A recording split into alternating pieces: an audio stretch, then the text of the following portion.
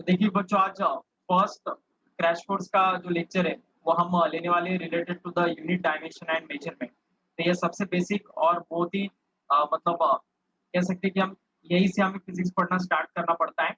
इस टॉपिक से रिलेटेड जितना भी बिट रहेगा ये आपको आज लेक्चर में सीखने को मिलेगा।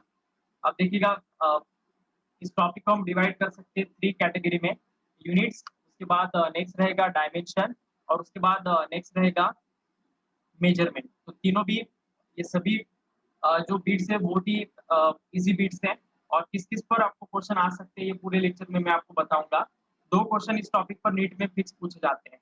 मतलब ये टॉपिक अगर आज आप फाइनल फुल एंड फाइनल कर देते हो, तो डेफिनिटली 2 जो नीट के क्वेश्चन्स है वो आज ही आपके फिक्स हो गए ऐसा समझ लो, okay. Most of the time इस टॉपिक के जो क्वेश्चन्स है, याद रखना डायमेंशन पर 1 क्वेश्चन फिक्स पूछा जाता है। कोई भी जो क्वांटिटीज़ होते हैं, आपको पता होगा फिजिक्स में आपने 2 साल में बहुत सारे क्वांटिटीज़ पढ़ चुके हैं। तो उसमें से लगभग बहुत सारी जो क्वांटिटीज़ है, उसमें से कोई भी एक क्वांटिटी के डायमेंशन आपको पूछा जाएगा, ओके। जैसे नीट 2019 में थर्मल कंडक्टिविटी का डायमेंशन पूछा था।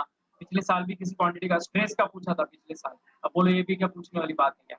लेकिन पूछे जाते हैं, समझ में आ रहा है? तो एक तो भी डायमेंशन आपको फिक्स आएगा, जो आपको 4 मार्क्स देगा, ओके। और दूसरा क्वेश्चन आता है मेजरमेंट पर, तो वो भी आपको 4 मार्क्स का मतलब बिट रहेगा। आइदर लीस्ट काउंट पर आता है या फिर जो परसेंटेज एरर होता है ना, जो सबसे ईज़ी सेक्शन है, उसके ऊपर भी आपको क्वेश्चन पूछे जाते हैं। Is it okay? तो सभी बिट्स के ऊपर हम कॉन्संट्रेट करेंगे बच्चों, नो डाउट। अ, तो देखिएगा अब ये तो बहुत बेसिक पार्ट है, तो इसको मैं जल्दी-जल्दी स्किप करता हूँ। फिज़िक्स आपको पता है क्वांटिटी के साथ डील करता है और ये क्वांटिटीज़ को हम 2 कैटेगरी में क्लासिफाई करते हैं, physical quantity and non physical quantity. Physical quantity ऐसे क्वांटिटीज़ होते हैं, जो मेजर हम कर सकते हैं और नॉन फिजिकल क्वांटिटी कुछ ऐसे क्वांटिटी रहेंगे, जो हम मेजर नहीं कर सकते, ओके। तो यही डेफिनिशन दिया है यहाँ पर। तो हमें फिजिक्स में ओनली फिजिकल क्वांटिटी के साथ ही डील करना पड़ता है। तो ये फिजिकल क्वांटिटी हम फर्दर क्लासिफाई करते हैं 2 टाइप्स में, फंडामेंटल एंड डिराइव्ड। फंडामेंटल मतलब ऐसे क्वांटिटी होते हैं, जिनको मेजर करने के लिए हमें दूसरे क्वांटिटी को मेजर करने की ज़रूरत नहीं होती है। और derived quantity are the quantities which are derived from fundamental quantity. Derived quantity ये फंडामेंटल क्वांटिटी से बनते हैं और ये ऐसे क्वांटिटीज़ होते हैं, इनको मेजर करने के लिए हमें दूसरे क्वांटिटी को मेजर करने की ज़रूरत होती है। फंडामेंटल क्वांटिटी का एग्जांपल रहेगा length, mass, time. Derived quantity का एग्जांपल रहेगा velocity, density, area, okay, like that. तो इसके बाद देखिएगा बच्चों आप physical quantity are further classified into 2 types, scalars and vectors. The quantity which can be defined only by its magnitude is known as scalar quantity. जो quantity सिर्फ हम magnitude wise define करते हैं उनको स्केलर कहा जाता है और जिन क्वांटिटी को magnitude as well as direction दोनों भी होता है उसको हम वेक्टर क्वांटिटी कहते हैं। स्केलर क्वांटिटी का एग्जांपल रहेगा मास और वेक्टर क्वांटिटी का एग्जांपल आएगा फोर्स। इसके बाद देखिएगा यूनिट्स दिया है। द रेफरेंस मतलब अब ये तो हमने देख लिया कि फिजिकल क्वांटिटीज क्या होते हैं, उनको मेजर कैसे किया जाता है और ये फिजिकल क्वांटिटी को हम फर्दर क्लासिफाई करते हैं 2 types sorry. In physical quantities को मेजर करने के लिए जो रेफरेंस स्टैंडर्ड हमें लगते हैं उसको हम यूनिट कहते हैं। These units are further classified into 2 types, fundamental units and derived units. Fundamental unit का एग्जांपल है kilogram, metre, second. Derived unit का एग्जांपल है न्यूटन, जूल, वैट, ओके। अब इसके बाद देखिएगा अ, अगर हम एक पर्टिकुलर सेट लेते हैं ना फंडामेंटल यूनिट और डिराइव्ड यूनिट्स का, तो इसको कहा जाता है सिस्टम ऑफ यूनिट, ओके। और इस सिस्टम ऑफ यूनिट में 3 ओल्ड टाइम्स में हम 3 सिस्टम ऑफ यूनिट से फैमिलियर थे, FPS, CGS and MPS. FPS मतलब foot pound second system, CGS मतलब centimetre gram second system, MPS मतलब metre kilogram second system, okay. इन तीनों भी ओल्ड सिस्टम का स्पेशलिटी ये था कि ये सिर्फ 3 ही फंडामेंटल क्वांटिटी को मेजर करते थे और वो थे लेंथ, मास और टाइम। इन सभी सिस्टम ऑफ यूनिट में एक चीज कॉमन है और वो है टाइम का यूनिट सेकंड। टाइम ये जो फिजिकल क्वांटिटी है, इसका जो यूनिट है सेकंड, ये सभी सिस्टम ऑफ यूनिट में सेम है, ओके। सिर्फ मास और लेंथ ही चेंज होता है, ओके। इसके बाद देखो अब ये जो ओल्ड सिस्टम ऑफ यूनिट्स थे ना, इसमें 3 ही फंडामेंटल क्वांटिटी एक्सप्लेन किए गए थे। लेकिन at the start of 19th century एक नीड फॉर्म हो गया कि सभी नेशंस ने एक ही सिस्टम को फॉलो करने को होना। इसी वजह से अमेरिका का जो ऑर्गेनाइजेशन है IEEE नाम का, उन्होंने सभी कंट्रीज के साथ कोलैबोरेशन किया और एक कॉमन और एक इंटरनेशनल सिस्टम डेवलप किया जिसका नाम उन्होंने दिया एसआई सिस्टम। ओके, इस एसआई सिस्टम का स्पेशलिटी ये है कि इसमें 7 फंडामेंटल क्वांटिटी एक्सप्लेन किए गए हैं, जो आपको स्क्रीन पर नज़र आ रहे हैं। Length, mass, time, temperature, electric current, luminous intensity and amount of substance. सभी के यूनिट भी आपको दिए हैं, यहाँ पर आपको नज़र आ रहे हैं। ओके, इसके बाद देखिएगा एसआई सिस्टम का स्टैंडर्ड होने का रीज़न ये है कि इसमें 7 फंडामेंटल क्वांटिटी तो है ही, इसके अलावा इसके अंदर 2 सप्लीमेंट्री क्वांटिटीज भी हैं, और वो रहेगा radian plane angle and solid angle. These are the 2 supplementary quantities. Plane angle हम रेडियन में मेजर करते हैं, तो सॉलिड एंगल हम स्टे रेडियन में। ओके, तो यही एसआई सिस्टम का बीट रहेगा, याद रखिएगा। इसके बाद प्लेन एंगल को मेजर करने का तरीका होता है आर्क लेंथ अपॉन रेडियस, जिसको हम रेडियन में मेजर करते हैं, और स्टे रेडियन मतलब change area upon radius square रहेगा, इनटू कॉस ऑफ थीटा भी होता है, मतलब वो कांस्टेंट फैक्टर है। तो याद रखिएगा, सप्लीमेंट्री क्वांटिटीज ऐसे क्वांटिटीज होते हैं जिनको यूनिट तो होता है लेकिन डायमेंशन नहीं होता है। हमारे पूरे फिजिक्स में 2 ही क्वांटिटीज ऐसे हैं, 2 या 3 ही मतलब लगभग ऐसे क्वांटिटीज हैं जिनको यूनिट होकर भी डायमेंशन नहीं होता है। ओके, और ऐसे क्वांटिटी का एग्जांपल मतलब प्लेन एंगल, स्टे रेडियन। इसके बाद डेसिबल भी है। डेसिबल आपको पता होगा, साउंड का जो इंटेंसिटी है वो मेजर करने का यूनिट है। ओके, साउंड की इंटेंसिटी को हम डेसिबल में तो मेजर करते हैं, लेकिन उसको कोई भी डायमेंशन नहीं होता है, याद रखना। तो ये 3 यूनिट ऐसे कैटेगरी में आते हैं हमारे पूरे फिजिकल क्वांटिटी में से, कि जिनको यूनिट होकर भी डायमेंशन नहीं होता है। बाकी ऐसे क्वांटिटीज होते हैं, अगर किसी क्वांटिटी को यूनिट है तो उसको डायमेंशन होता ही है, अगर किसी क्वांटिटी को यूनिट नहीं है तो डायमेंशन बिल्कुल भी नहीं होता है। लेकिन ये 2-3 ही क्वांटिटीज है जिसको जो एक्सेप्शन इस स्टेटमेंट को, इसी वजह से आपको थ्योरेटिकल क्वेश्चन पूछा जाता है, डायमेंशनलेस क्वांटिटी में हैव यूनिट, यूनिटलेस क्वांटिटी में हैव डायमेंशन। तो इसका रीजन रहेगा कि मतलब इसका राइट स्टेटमेंट ये रहेगा। ऐसे क्वेश्चंस आपको असर्शन, रीजन या फिर थ्योरेटिकल क्वेश्चन कोई भी इनके से आपको पूछे जा सकते हैं इस सेक्शन में। तो इसका राइट स्टेटमेंट क्या रहेगा, डायमेंशनलेस क्वांटिटी में हैव यूनिट, ये करेक्ट स्टेटमेंट रहेगा। ओके, डायमेंशनलेस क्वांटिटी इसका मतलब ये नहीं कि उसको यूनिट होगा ही नहीं, में हैव यूनिट, उसको यूनिट हो भी सकता है, नहीं भी हो सकता है। ओके, तो ऐसा ये पूरा बीट रहेगा। इसके बाद नेक्स्ट देखिएगा, प्रीफिक्सेस और power of 10 in SI system. अब ये बहुत ही फैमिलियर है आपके साथ, आपने 2 साल इन्हीं कन्वर्जन के चलते बहुत सारे गिवन डेटास को कन्वर्ट किया होगा प्रॉपर फॉर्म में। ओके, तो मुझे नहीं लगता है कि इसको फिर से कुछ बताने की जरूरत है, बहुत ही बेसिक पार्ट है यूनिट का। इसके बाद एसआई स्टैंडर्ड, याद रखना 7 फंडामेंटल क्वांटिटीज है, सातों फंडामेंटल क्वांटिटी को मेजर करने का कुछ तरीका होता है, कुछ रेफरेंस बीट होता है, जो मैंने यहाँ पर अंडरलाइन किया है। Is it okay?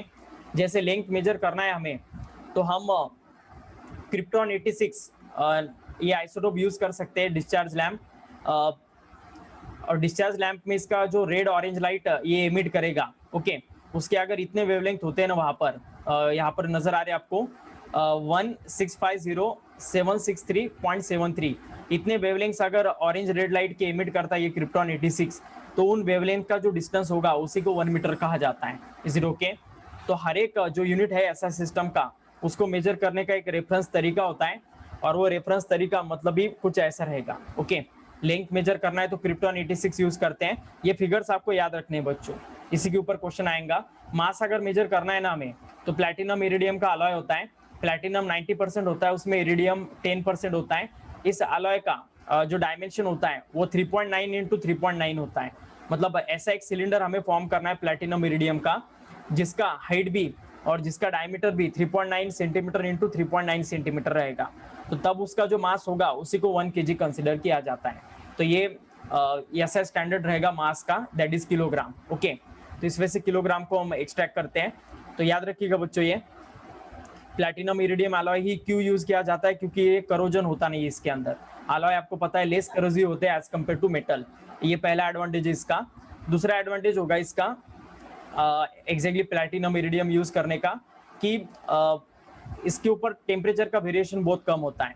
आपको पता होगा कोई भी मेटल थर्मली एक्सपांड या फिर कॉम्प्रेस मतलब कॉन्ट्रैक्ट मतलब चेंज हो सकता है उसके डायमेंशन में, लेकिन इसके डायमेंशन में कुछ भी चेंज नहीं आता है। ओके, तो इसी वजह से ये यूज किया जाता है। ये आपको पता होगा फ्रांस में रखा हुआ है। ओके सर, तो इसके बाद टाइम है, टाइम के लिए आपको पता होगा एटॉमिक क्लॉक हम यूज करते हैं। इस एटॉमिक क्लॉक में हम सीजियम 133 या आइसोटोप सीजियम का यूज करते हैं। ओके, ये यूज करने का मतलब ये कि एटॉमिक क्लॉक हाईली एक्यूरेट होता है। 5000 सालों में इसमें एक आधा सेकंड का एरर आता है, तो बहुत ही मोस्ट एक्यूरेट ये क्लॉक होता है जिसको एटॉमिक क्लॉक कहा जाता है। ये क्लॉक हमारे कंट्री के जो मेन सिटीज होते हैं उनके लैब में ये रखा जाता है। Is it okay? इसको एक्सट्रैक्ट करना टाइम के स्टैंडर्ड को, सेकंड को इजी चीज होता है अगर हम एटॉमिक क्लॉक यूज करते हैं। तो सिंपल लैब भी अगर रहा तो उसमें हम प्रोड्यूस कर सकते हैं ये। ओके, तो इसके अगर 9 192 631 770 इतने पीरियड्स अगर इसके होते हैं तो फिर वो 1 सेकंड कहलाता है। समझ में आ रहा है? तो ये फिगर याद रखना, सिर्फ आपको इसी के ऊपर क्वेश्चन आएगा, इसको मोबाइल नंबर की तरह ध्यान मतलब आपको रिमेंबर रखना है। ओके, 9192631770 समझ में आ गया? तो मोबाइल नंबर की तरह इसको याद रखिएगा। एक बार अगर देखा भी होगा ना तो आपको एग्जाम में ना याद आ जाता है। समझ में आ रहा है? इस वजह से इन फिगर्स पर कॉन्सेंट्रेट करो। मैंने इसको हाईलाइट किया, आपको नजर आ रहा है, लगा दो। ये पीडीएफ भी मैं सेंड करूंगा, तो जो हाईलाइटेड पार्ट है उसी के ऊपर ज्यादा कॉन्सेंट्रेट कीजिएगा। ओके, इसके बाद एम्पियर। एम्पियर का कंसेप्ट आपको पता है, करंट इलेक्ट्रिसिटी में आता है। इसके लिए 2 इनफाइनाइटली लॉन्ग वायर लेने पड़ते हैं जिनके अंदर 1 एम्पियर अगर करंट पास करते हैं ना हम, तो वो एक दूसरे के ऊपर कितना फोर्स एक्सर्ट करेंगे? 2 × 10⁻⁷ न्यूटन पर मीटर। ओके, इतना अगर वो फोर्स पर यूनिट लेंथ मतलब फोर्स प्रोड्यूस करते हैं एक दूसरे के ऊपर 1 मीटर लेंथ पर वैक्यूम के अंदर, तो समझ जाना है कि उस वायर के अंदर कितना करंट पास हो रहा है? 1 एम्पियर का। ओके, आपको पता होगा current carrying conductor magnetic field produce करता है, और 2 मैग्नेट जब एक दूसरे के करीब आते हैं तो जरूर वो अट्रैक्शन या फिर रिपल्शन करने वाले हैं। वैसे ही कुछ यहाँ पर हो जाता है। 2 करंट कैरिंग कंडक्टर लेना है पैरेलल, उनके अंदर हमें करंट पास करना है। तो जैसे करंट पास करते तो ये दोनों एक दूसरे के ऊपर सर्टन फोर्स एक्सर्ट करते हैं। ओके, यूनिट लेंथ पर। तो ये अगर force exactly 2 × 10⁻⁷ Newton per metre रहा तो समझ जाना है उन 2 वायर्स में से कितना करंट पास हो रहा है? 1 एम्पियर का। तो इस वजह से 1 एम्पियर को एक्सट्रैक्ट किया जाता है। इसके बाद केल्विन, टेम्परेचर का ऐसा यूनिट है। Kelvin is the fraction of 1/278.16 of the thermodynamic temperature of the triple point of water. आपको पता होगा वाटर का ट्रिपल पॉइंट होता है ये 273.16 होगा यहाँ पर। ओके, यहाँ पर करेक्शन कीजिएगा, 273.16 होगा। 273.16 यहाँ पर मतलब ऊपर चेंज हुआ है, प्रिंट मिस्टेक हुआ है, नीचे सही दिया है, देखिएगा। ओके, तो 273.16 इस टेम्परेचर पर वाटर है ना तीनों स्टेट में एग्जिस्ट करता है। इसी वजह से इसको ट्रिपल पॉइंट ऑफ वाटर कहा जाता है। समझ में आ रहा है? तो इस टेम्परेचर पर वाटर वेपर स्टेट में भी प्रेजेंट होता है, सॉलिड स्टेट में भी प्रेजेंट होता है, और लिक्विड स्टेट में भी प्रेजेंट होता है। इसी वजह से इसको ट्रिपल पॉइंट कहा जाता है, और वो इतने टेम्परेचर पर आता है।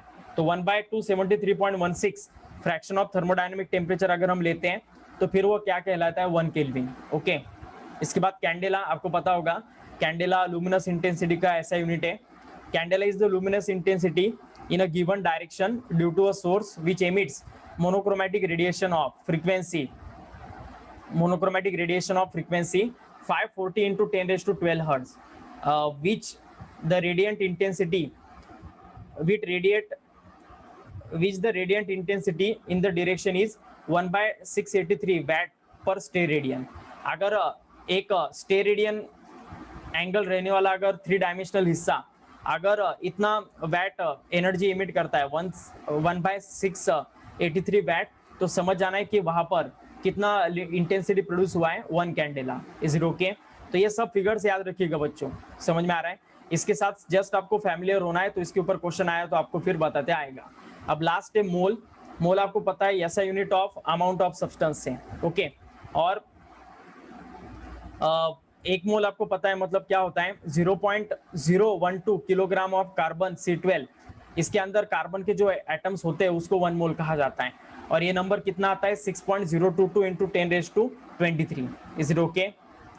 तो ऐसा ये बीट रहेगा। ओके, इसके बाद कुछ स्टैंडर्ड कन्वर्जन दिए लेंथ के, जैसे 1 metre is equal to 100 centimetre, 1000 millimetre, 3.28 feet, 39.37 inch, yard. तो ये सभी डिस्टेंसेस के साथ आपको फैमिलियर होना है। जैसे bore radius 1 angstrom,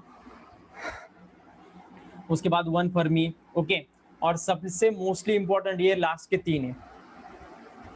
light year, year मतलब आपको ऐसा गलत फहमी हो जाता है कि ये टाइम का यूनिट है, लेकिन दरअसल ये डिस्टेंस का है।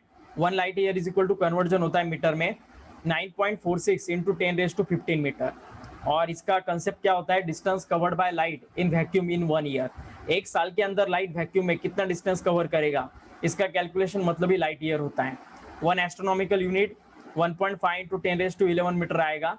Average distance between sun and earth, इसको 1 एस्ट्रोनॉमिकल यूनिट कहा जाता है। 1 पार्सेक मतलब distance eight which an arc of length 1 AU, 1 AU मतलब 1 एस्ट्रोनॉमिकल यूनिट का एक आर्क है, ओके। और इसने कितना एंगल सब्सटेंड किया है, 1 सेकंड का, ओके। बहुत छोटा एंगल होता है ये 1 सेकंड मतलब। और तब उसका जो रेडियस होगा, उस रेडियस का वैल्यू मतलब पार्सेक का वैल्यू होता है, दैट इज 3.08 इंटू 10⁻16 मीटर। इन तीनों में ना पार्सेक बड़ा यूनिट है, उससे छोटा लाइट ईयर रहेगा और सबसे छोटा एस्ट्रोनॉमिकल यूनिट रहेगा। पावर वाइज उनको कंपेयर कीजिएगा, ओके। मैग्नीट्यूड वाइज करोगे तो आपको रॉन्ग आंसर मिलेगा, ओके। तो ये तीनों भी यूनिट याद रखना लेंथ के यूनिट है, ओके। और ये लेंथ के सभी स्टैंडर्ड कन्वर्जन है जो आपको लग सकते हैं, जैसे माइक्रोन, फर्मी। सबसे छोटा यूनिट अगर लेंथ का यहाँ पर नजर आ रहा है तो वो यहाँ पर आपको नजर आ रहा है फर्मी, ओके। फर्मी से छोटा नहीं है कोई यहाँ पर, ओके। और मतलब अलग अलग यूनिट्स के कन्वर्जन्स आपको याद रखना है। इसके पहले भी ऐसा है, प्रीफिक्सेस में यहाँ के कुछ यूनिट हो चुके हैं। मास के जनरल यूनिट्स है, जैसे ये एलबी में आपको पता नहीं होता है पाउंड्स में, 1 kg मतलब 2.2 पाउंड रहेगा, याद रखिएगा। फिर क्विंटल, टन, एएमयू आपको पता होगा, astronomical unit, sorry atomic mass unit है, ओके। और इसका वैल्यू 1.66 इंटू 10⁻27 kg रहेगा। उसके बाद 1 ईयर, उसके बाद 1 शेक, 1 आवर, तो ये सब आप ऑलरेडी फैमिलियर हो, ओके। जो नहीं समझ में आ रहा है वो याद रखिएगा। एरिया बर्न में मेजर किया जाता है, जिसका कन्वर्जन 10⁻28 मीटर स्क्वायर रहेगा। उसके बाद pressure 1 pascal is equal to 1 newton per metre square, मतलब ये 10 डाइन पर सेंटीमीटर स्क्वायर रहेगा। उसके बाद प्रेशर अनदर यूनिट बार, एटमॉस्फेरिक प्रेशर, टोर, ऐसा रहता है, ओके। इसका सभी का कंसेप्ट हमें क्लियर होने वाला है उनके रिस्पेक्टिव टॉपिक्स में, लेकिन फिलहाल ये याद रखना बेसिक फॉर्म। तो यहाँ पर यूनिट का पार्ट हमारा पूरा ओवरऑल खत्म हो जाता है। अब अभी किसी को दिक्कत हो तो पूछ। ये बहुत ही बेसिक पार्ट है बच्चों, ये इस टॉपिक में नहीं पूछा गया यूनिट का, तो आपको सर इस पे क्वेश्चन आते। हाँ बोलो, एक इस बार पे फिर से बोलो। क्वेश्चन आते, क्वेश्चंस इसके ऊपर आने का चांस बहुत कम है। इस पर क्वेश्चन, हाँ बोलो, एक बार फिर से बोलो, मुझे यहाँ पर फैन चालू है तो आवाज नहीं आ रहा है अच्छे से। सर हम पूछ रहे थे इस पर भी क्वेश्चन आते क्या? किसके ऊपर? ये जो बिट पड़ा है उसके ऊपर क्या? हाँ सर। इसके ऊपर आने का चांस बहुत कम है बच्चों, बहुत ही बेसिक बिट है, ओके।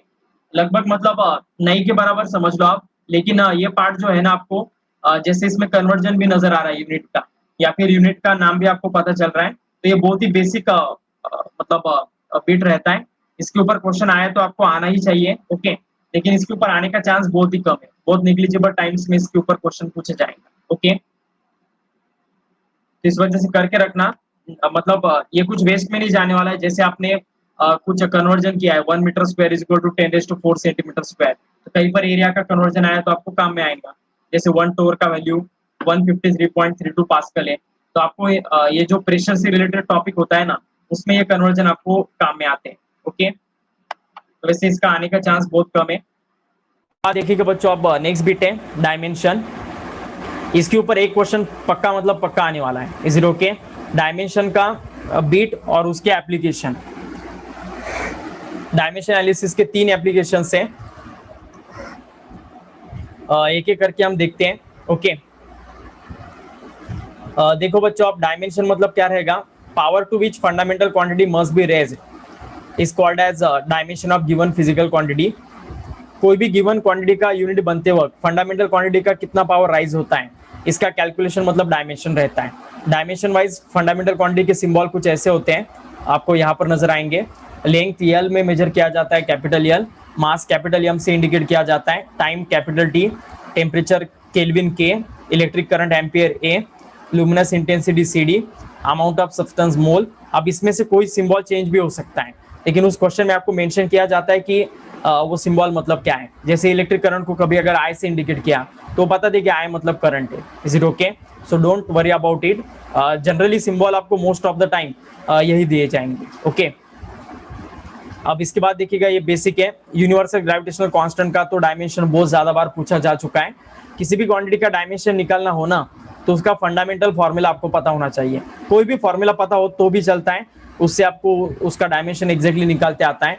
डायमेंशन निकालने का तरीका क्या है? जिस क्वांटिटी का डायमेंशन निकालना है ना, तो उसके फॉर्मूले में उसको एक साइड रखना, बाकी सब क्वांटिटी दूसरे साइड ट्रांसफर कर देना। फिर उन सभी क्वांटिटीज के रिस्पेक्टिव यूनिट पुट करना। जैसे फोर्स मतलब न्यूटन, आर स्क्वायर मतलब डिस्टेंस का square that is metre square, m1 m2 मतलब मासे से kg into kg kg square. Okay तो फिर फोर्स का वैल्यू पुट करेंगे हम m1 L1 T⁻²। ओके उसके बाद मीटर स्क्वायर मतलब L स्क्वायर होगा, m1 m2 मतलब kg स्क्वायर। तो ऐसा ही बिट रहने वाला है। तो इसको अगर हम सॉल्व करते तो फाइनल आंसर मिलेगा m⁻⁻1 L³ T⁻²। Is it okay? तो इस वजह से आपको डायमेंशन निकालने होते हैं। अब देखिएगा, एक चार्ट आपको नजर आएगा क्वांटिटीज का, इसमें से मेंशन करके रखना। अगर आपके पास कोई कागज हो तो उसके ऊपर मार्क करके रखना, जो जो क्वांटिटी में कहूंगा मोस्ट ऑफ द टाइम वही क्वांटिटीज के डायमेंशन पूछे जाते हैं।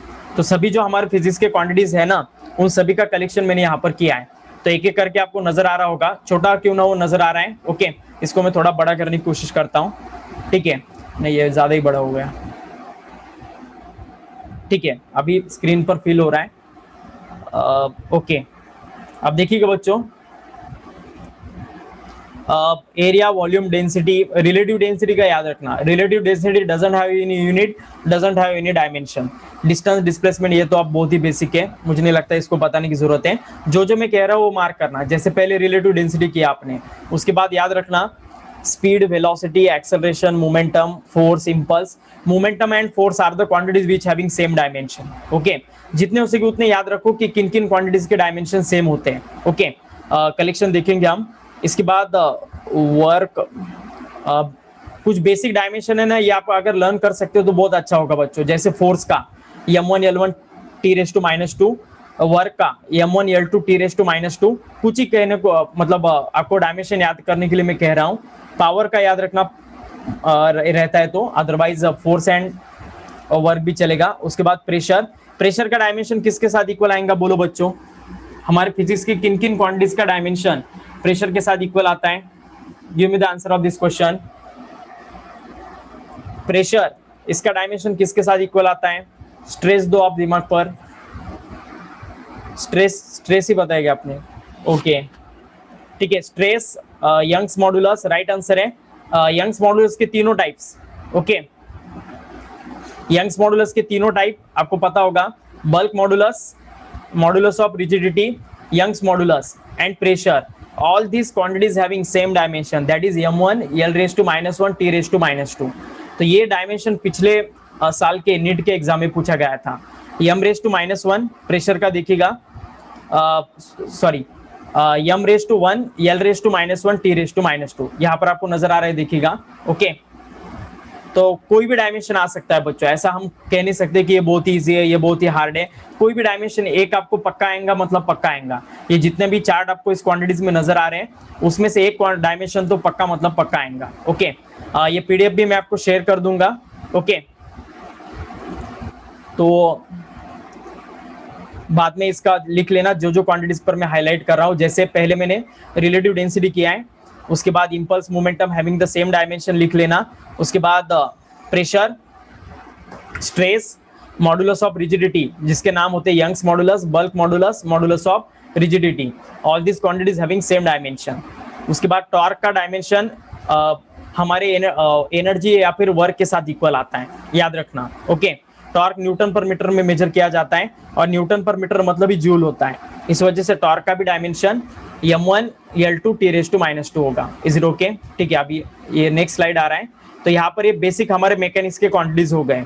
मैकेनिक्स के क्वांटिटीज में जनरली आपको इतने ही डायमेंशन नजर आते हैं। ओके ठीक है, तो अभी हम नेक्स्ट बिट की ओर जाते हैं बच्चों। यहाँ पर देखो, आप नजर आ रहा है सर्कुलर मोशन के कुछ क्वांटिटीज है। एंगुलर डिस्प्लेसमेंट आपको पता होगा रेडियन में मेजर करते हैं, जिसको कोई भी डायमेंशन नहीं होता है। Angular velocity, angular acceleration, time period, frequency, बहुत ही जनरल है। यूनिवर्सल ग्रेविटेशनल कांस्टेंट, इसको हाईलाइट करके रखना। ओके,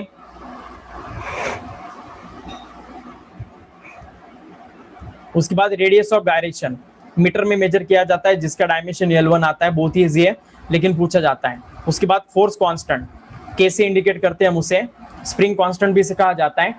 और इसका unit force per unit displacement है, मतलब ही न्यूटन पर मीटर है। अब बताओ फोर्स कांस्टेंट का डायमेंशन किसके साथ सेम आने वाला है? Which quantity having the same dimension as that of force constant? बहुत ही इजी क्वांटिटी है बच्चों, बताओ। राइट है, राइट है, सरफेस टेंशन। ओके, ये क्वांटिटी है जिसका डायमेंशन हमारे फोर्स कांस्टेंट के साथ इक्वल आएगा। याद आ रहा है? फोर्स पर यूनिट लेंथ मतलब ये tangential force per unit length मतलब ये सरफेस टेंशन होता है। तो इस वजह से surface tension and force constant having same dimension. इसके बाद ये डैम्पिंग कांस्टेंट बच्चों हाईलाइट करके रखना, स्टार मार्क करो इसे फोर्स कांस्टेंट को होने के बाद। Damping constant force upon velocity, उसका फॉर्मूला है सबसे बॉटम में नजर आ रहा है, देखिएगा बच्चों इस स्लाइड के। फोर्स अपॉन वेलोसिटी मतलब डैम्पिंग कांस्टेंट है, जिसका ऐसे यूनिट केजी पर सेकंड आता है और डायमेंशन आएगा m1 t⁻⁻1। Is it okay? तो याद रखना, इसको स्टार मार्क करके रखना, ये हमें ऑसिलेशन में आता है। ठीक है, जिन जिन क्वांटिटीज को कह रहा हूं उन क्वांटिटीज को स्टार मार्क करके रखना। फाइनल एग्जाम में आपको उन्हीं के ऊपर क्वेश्चन पूछा जाएगा। अभी नेक्स्ट है इलास्टिसिटी की कुछ है, जैसे मैंने आपको बोला अभी स्ट्रेस, मॉडुलस ऑफ इलास्टिसिटी। उसके बाद स्ट्रेन को तो डायमेंशन होता ही नहीं, यूनिट भी नहीं होता है, डायमेंशन भी नहीं होता है। कोएफिशिएंट ऑफ विस्कोसिटी, ये बहुत इंपॉर्टेंट है बच्चों, star mark this. Coefficient of viscosity and compressibility. Okay, Poisson's ratio, इसको भी कोई यूनिट भी नहीं है, डायमेंशन भी नहीं है। जनरली बोल रहा हूँ, हाँ, ऑलवेज नहीं। जनरली जो रेशियोज होते हैं ना, उनको कोई भी डायमेंशन नहीं होता है बच्चों। Is it okay? यूनिट भी नहीं होता है, डायमेंशन भी नहीं होता है। Is it okay? Most of the time, लेकिन ऐसा ऑलवेज कंसिडर मत कीजिएगा। ओके, कॉम्प्रेसिबिलिटी बल्क मॉडुलस का रेसिप्रोकल है, इस वजह से बल्क मॉडुलस का जो डायमेंशन है उसको उल्टा किया, प्लस की जगह माइनस किया, तो फिर ये मिल जाता है compressibility. Compressibility coefficient of viscosity, याद रखना कोएफिशिएंट ऑफ विस्कोसिटी बहुत ज्यादा बार एग्जाम में पूछा जा चुका है। m1 L-1 t⁻⁻1 ऐसा उसका डायमेंशन है। Okay, coefficient of linear expansion मतलब ये केल्विन इनवर्स होगा, 1 डिग्री सेल्सियस में उसको मेजर किया जाता है मोस्ट ऑफ द टाइम। उसके बाद सरफेस टेंशन का अभी मैंने बताया, फोर्स पर यूनिट लेंथ मतलब न्यूटन पर मीटर है। सरफेस एनर्जी भी है, लेकिन वो समझ में आ जाएंगे आपको, बहुत ईजी है। ओके, उसके बाद वेव मोशन, साउंड के टॉपिक में आने वाले कुछ क्वांटिटीज है। लीनियर डेंसिटी आपको पता होगा बच्चों, स्मॉल m, जिसको हम केजी पर मीटर में मेजर करते हैं। ओके, इसके बाद काइनेटिक थ्योरी ऑफ गैसेस। बच्चों ये जो टॉपिक होता है ना, इसके क्वांटिटी के साथ मैंने देखा है कि बहुत कम स्टूडेंट फैमिलियर होते हैं। इसका डायमेंशन निकालना बहुत सारे बच्चों को दिक्कत भरा हो जाता है, इस वजह से इन सभी क्वांटिटीज को अच्छे से करना। मैं ऐसा नहीं बोलूंगा कि ये क्वांटिटी वो क्वांटिटी, सभी मतलब टीचर्स को भी पता होता है कि स्टूडेंट को अगर पूछना है डायमेंशन, तो इसी क्वांटिटी में अगर पूछा इनमें से कोई, तो फिर वो बताने का चांस बहुत कम होता है। ओके, आप ही ऑनेस्टली एक्सेप्ट करो कि आपको इसमें से कितने क्वांटिटी के डायमेंशन निकालते आएंगे। ओके, इस वजह से इनके ऊपर अच्छे से वर्क करो। जो चीज नहीं आता है आपको, उसके ऊपर थोड़ा वर्क करो, उसके डायमेंशन को रेगुलरली रिफ्रेश करो आपके माइंड में। ओके, हर दिन उसको देखो। जो क्वांटिटीज के डायमेंशन नहीं याद हो रहे हैं, या फिर डायमेंशन मतलब याद रखने की चीज नहीं है, आपको उसका फॉर्मूला पता होना चाहिए। फॉर्मूला अगर पता है तो उसका यूनिट निकलेगा, यूनिट अगर पता है तो डायमेंशन निकलेगा। Is it okay? लेकिन थोड़ा प्रैक्टिस करके रखना। ये सभी डायमेंशन इंपॉर्टेंट है बच्चों, इसमें से कोई भी डायमेंशन हम स्किप नहीं कर सकते हैं। 2019 में नीट में थर्मल कंडक्टिविटी पूछा था। Is it okay? तो ऐसे डायमेंशन आपको पूछे जाते हैं जिनके ऊपर स्टूडेंट जनरली कॉन्सेंट्रेट नहीं करते हैं। Is it okay? तो इसमें से मैं नहीं बताऊंगा कि कौन सा करना है कौन सा नहीं, सभी कीजिएगा। Is it okay? ऐसा कोई फेवरेट नहीं है। स्टीफन्स लॉ कांस्टेंट, ये भी बहुत ज्यादा बार पूछा है। Okay, specific heat, latent heat, ये भी आपको हर एक टर्म के साथ फैमिलियर होना है। ओके, तो बाद में जब मैं पीडीएफ आपको शेयर कर दूंगा तो उसमें आप ये लिख लीजिएगा। ओके, अभी यहाँ से P2 के डायमेंशन स्टार्ट हो जाते हैं इलेक्ट्रोडायनेमिक्स के हमारे। Charge, electric current, electric field, potential, potential difference. इसमें इलेक्ट्रिक पोटेंशियल का अगर आप डायमेंशन लर्न करते हो ना बच्चों, तो बहुत अच्छा होगा। पोटेंशियल डिफरेंस का, सॉरी, वोल्ट का, वो अगर याद रह जाता है आपको तो फिर आगे के सभी क्वांटिटीज में वोल्ट आ रहा है, देखिएगा मोस्ट ऑफ द क्वांटिटीज में आपको वोल्ट नजर आ रहा है, तो उनके डायमेंशन आपको इजीली निकालते आता है। अब इसमें से है ना इलेक्ट्रिक परमिटिविटी या फिर परमेबिलिटी ऑफ फ्री स्पेस इसे कहा जाता है, जिसका formula charge square upon force into distance square दिया है, जिसका ऐसा यूनिट आपको यहाँ पर नजर आ रहा है कूलम स्क्वायर पर न्यूटन मीटर स्क्वायर। ये तो सबसे ज्यादा पूछे जाने वाला क्वांटिटी का क्वेश्चन है। ऐसा कोई क्वांटिटी है जिसके ऊपर सबसे ज्यादा क्वेश्चन पूछा जाता है तो ये वही क्वांटिटी है, इलेक्ट्रिक परमिटिविटी। ओके, बाकी सभी पूछे जाते हैं। और इसके बाद 3 क्वांटिटी से बच्चों जो लगातार दिए मैंने, इलेक्ट्रिक कैपेसिटेंस, रेजिस्टेंस और इंडक्टेंस, ये जो 3 क्वांटिटीज है LCR, इनके ऊपर आपको ऐसे मल्टीप्लिकेशन क्वेश्चन आते हैं, जैसे L/CR का वैल्यू क्या होगा, ओके, CR/L किया तो फिर क्या होगा, ऐसे मतलब रीअरेंज करके इन तीनों के डायमेंशंस को पूछा जाता है। ओके, तो इस वजह से उन तीनों क्वांटिटीज को भी स्टार मार्क कीजिएगा, इलेक्ट्रिक कैपेसिटेंस, रेजिस्टेंस और इंडक्टेंस, तीनों के ऊपर मिक्सअप क्वेश्चन पूछे जाते हैं आपको। L/CR का वैल्यू बताओ, ओके, तो ऐसे मोस्ट ऑफ द टाइम आपको क्वेश्चन दिखे जाएंगे। ओके, उसके बाद ये जो है ना, अभी लास्ट पैरामीटर नजर आ रहा है बच्चों, लास्ट है ये हमारे मैग्नेटिक सेक्शन के, मैग्नेटिक इंडक्शन, या इजी है, मैग्नेटिक इंडक्शन के बेसिक फॉर्मूले भी पता होंगे आपको, तो आपको उनका डायमेंशन निकालते आएगा। जैसे मैग्नेटिक फ्लक्स का वेबर मतलब ये होल्स इनटू मीटर होता है। ओके, तो उस वाइज उसे याद रखना। उसके बाद मैग्नेटिक परमेबिलिटी, जिसको म्यू से इंडिकेट करते हैं हम, उसका भी याद रखना। टेस्ला मीटर पर एम्पियर दिया है, ओके, या फिर वेबर पर एम्पियर मीटर भी उसको कहा जाता है। Is it okay? Magnetic susceptibility याद रखना, उसको यूनिट भी नहीं है, डायमेंशन भी नहीं है, ठीक है। जो क्वांटिटी को यूनिट भी नहीं है, डायमेंशन भी नहीं है ना, ऐसे क्वांटिटी को मोस्ट ऑफ द टाइम क्या करो आप, एक इकट्ठा करके एक लाइन में याद रखना कि इंडियन क्वांटिटी को यूनिट नहीं होते हैं। ट्विस्ट कांस्टेंट आपको पता होगा, इसको टॉर्शनल कांस्टेंट भी कहा जाता है। ये टॉर्क अपॉन एंगल होता है, तो न्यूटन पर मीटर, मतलब इसका ऐसा यूनिट किसके साथ मैच हो रहा है बच्चों, बताओ किस क्वांटिटी के साथ इसका यूनिट मैच होगा?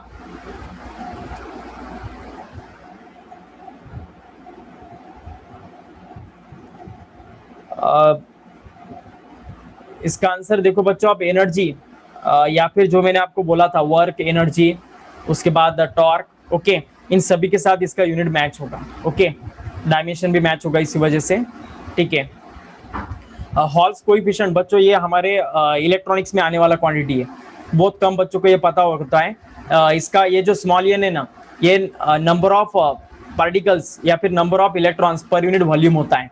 इस वजह से CN का यूनिट 1/मीटर क्यूब होता है, जो ऊपर जाकर मीटर क्यूब बाय कूलम, मतलब ये एम्पियर इनटू सेकंड आएगा, तो इसी वजह से इसका डायमेंशन ही आने वाला है। तो याद रखना बच्चों, ये यहाँ पर सभी क्वांटिटीज के डायमेंशन का कलेक्शन खत्म हो जाता है। Is it okay? I hope आप सभी को ये अच्छे से क्लियर हो चुका होगा।